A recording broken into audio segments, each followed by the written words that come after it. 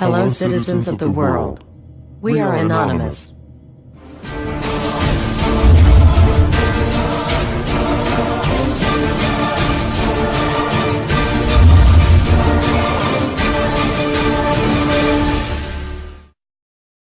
Greetings, citizens of the internet. We're anonymous. As you may or may not be aware, the Tor browser software was compromised on the 4th of August, using a JavaScript exploit. Many analysts have been looking into this issue, and the first news stated that the FBI were responsible for this. But after further investigations by the online community of the exploit code, it appears there is an IP address hard-coded into it.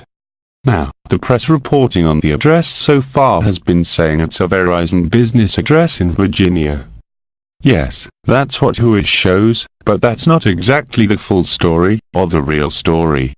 Turns out, the story is much more interesting than that. First, there's an open port sitting on the machine in question. So it's not some recycled or attempted at obfuscated IP address. It's still live and running. This IP address is owned by SAIC. Now, SAIC is, needless to say, deep in the core of the cyber military complex, and certainly not the FBI. That IP address is part of IP space directly allocated to the NSA's autonomous systems. It's not the FBI, it is, once again, the NSA. What is an NSA IP address doing as a command and control contact for JavaScript malware being deployed in the Tor exploit attack?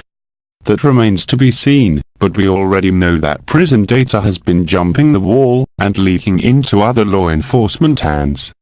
Is this an example of further abuse of PRISM's national security-only dataset? This appears the most likely explanation. At this point in time, Glenn Greenwald has been warning us this is happening. The NSA's Alexander, who only last week was at DEF CON doing his best to charm the audience, is once again caught lying bald-faced.